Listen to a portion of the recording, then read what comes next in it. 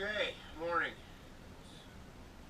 The morning of Wednesday, day 5. So I got some good rest last night. This heater makes all the difference in the world. It's got to be, I don't know, 70, 75 degrees in here. Stayed nice upstairs all night last night. I should have brought a heater in the beginning.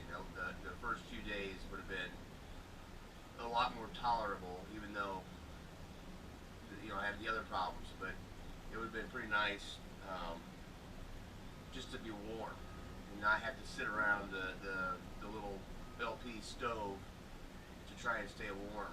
Because 43 degrees is really cold to try and sleep in. But anyway, so today I'm going to get some stuff done. I'm going to stay in Joliet for another day.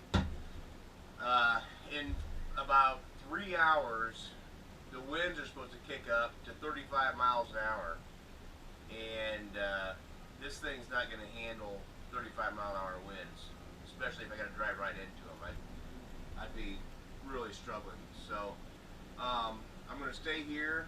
I'm going to tighten the windows up a little bit, just with traveling down the road to get here, and then being out in the wind yesterday, things kind of loosened up. So I'm gonna get those sealed up before the thunderstorm hits. It's supposed to be a heavy thunderstorm in a few hours, and my next harbor where I'm going is 18 miles away. So it would take me at least 3 hours to get there. I've got to go through another lock, and that could be minimum an hour. But I've heard a lot of stories of people having to wait for 6 hours just because the government boats go through first, and then all the commercial boats, the barges, and big boats like that, and then pleasure craft are last. So if there's a lot of traffic going through, like there have been some barges go through today, I have to just sit and wait until they're done, and then if there's nobody else that needs to go through, then they'll let the pleasure craft go through. And if it's really windy, I can't risk being out exposed in a waiting area, waiting to get through one of those locks. So once again, it's hunker down and wait for Mother Nature to settle. But I'm going to go get fueled up and get some other things done around here that need done.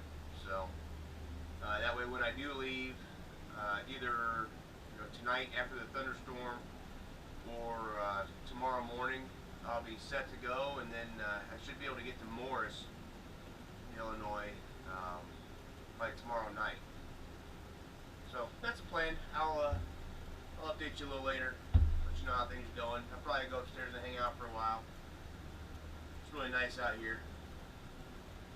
But over and out.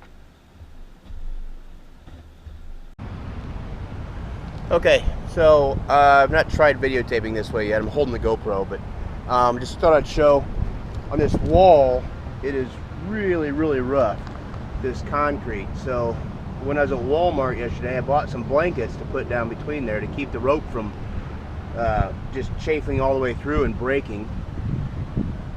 So I got that taken care of. This is a little park that I'm at here, which is pretty nice. It's all lit up at night, which is cool. This morning I came out and worked on these windows because they were loose along this edge right here. So I bought some shipping tape and sealed them up all the way around. So now in the wind they won't be flapping around. They kept down here, they kept tearing in the corners where the screws were at. But there's supposed to be 35 mile an hour winds a little bit later, with this rainstorm that's coming through in Joliet. So I thought I better get that sealed up a little bit better. I went ahead and did all the way around. We got this back area all sealed up back here. Of course, that's got an overhang on it, so it should be okay. But I just hate with the high winds to be having the windows tearing. I'm not real sure how I'm going to do the other side just yet. Got to maybe turn the boat around, but man, it's a pain. It's a little bit windy now, and it's kind of a hassle to get things turned around and re-tied up here because it's so high. I'm probably, I don't know, 5 feet off the water.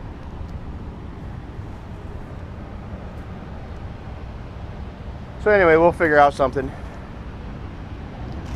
Got the grill warming up down there.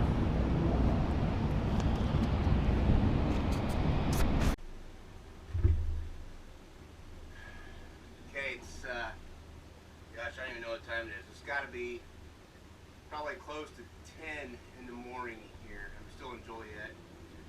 And I decided I'm going to make some lunch a little early. I'm going to put some potatoes on the grill with a little seasoned salt, some butter. I think I'm going to put some onion in there, let that cook for a while. So I'll have that for a side, and maybe have some brats again. Those brats were pretty good yesterday. I think I'm going to just hang out here today, though. I was originally going to try and take off, go down to Harborside Marina, but I don't think that's going to work out because of the high winds. It's supposed to be 35-mile-an-hour winds here pretty soon. So I got a guy walking by checking out the boat. Been a lot of people stop, take pictures and videos, stop, talk to me about it. Talked to some guys this morning that are heading south, and the one guy is actually heading all the way to Key West, and he's kind of taking his time, but I'll probably pass him some more. His name was Victor, and I think he's got cancer or something. He got talking about taking, had to go to the doctor, and his brother made some comment that he bought this big boat to die on, and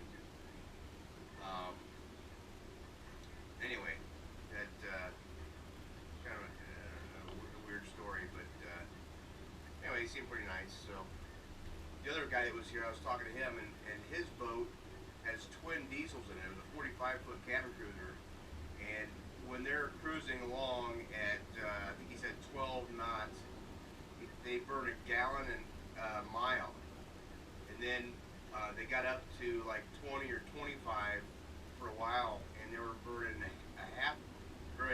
gallon every half mile. So to go from Chicago, or just north of Chicago, to here in Joliet, he said that it's cost almost $600 in fuel already. And luckily they're just going another 20 miles to put it in dry dock and in storage for the winter. But it's nice meeting people. Everybody's real friendly. I was a little paranoid about staying here last night because there was a guy that happened to stop by right when I pulled in. He had kind of crazy eyes, and I was afraid maybe he was going to stop back later after dark, but he didn't. And I had all the blinds down, so you can't see in here. You can't see if anybody's in the boat or not. I had all the outside lights on and the inside lights, so it was pretty lit up right here, and I figured the guy had to be pretty gutsy to try and get in here. But anyway, back to my potatoes. I got to get those cut up, get those on the grill. Not 100% sure what I'm going to do today. It's going to be another day of sitting and waiting, but I just can't risk getting this thing out in 35-mile-an-hour winds. And after I get past this next lock, there's really nowhere to stop for as far as the harbor goes for probably another 50 miles.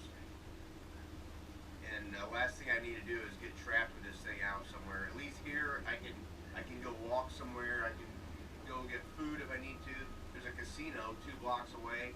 I could always go over there and win some money or lose money, depending. So anyway, we'll just kind of see how the day plays out. But gotta get something to eat.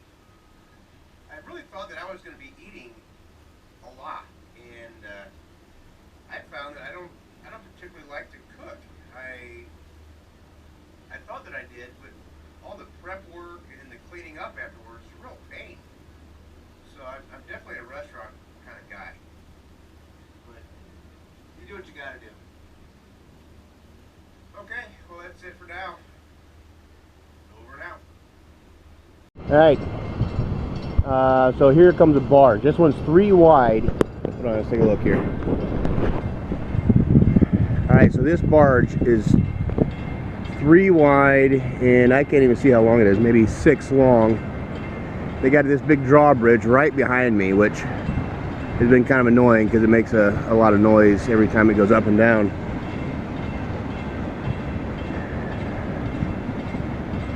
And this is going to be kind of a long video. We got to wait for this thing to go through, but I thought it'd be cool to see the drawbridge go back down. We got 1, 2, 3 wide. So this would be a 9. It's 3 wide, 3 long.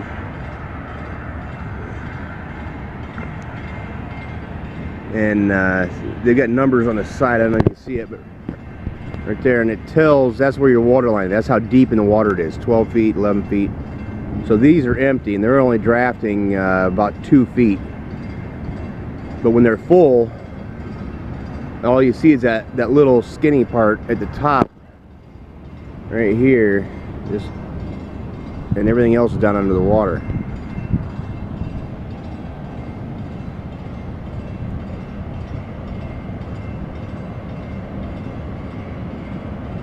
And yeah, I was really afraid that when these things went by, they were going to have this huge wake, and maybe they will later when I'm on the big river.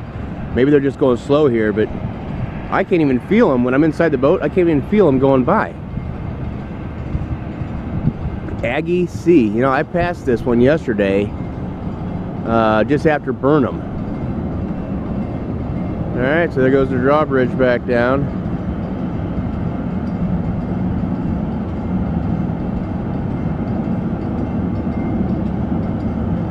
So I guess this entire town is split in half with drawbridges. So when I mean, it doesn't even have to be a barge, a large cabin cruiser. When they come through here, every city block, there's a drawbridge. So they've got to raise every single one of them up. So if you're on the wrong side of town and need to get to the other side of town when a boat comes through, you just gotta sit and wait, and you know they're not moving real fast. So it's like having a train go through constantly, because I don't know, I don't know how often they are, but maybe every half hour or an hour there's a barge that goes through during the day, and they run all night long. They probably get used to it, just like we get used to waiting for trains. I just thought that'd be something interesting to show.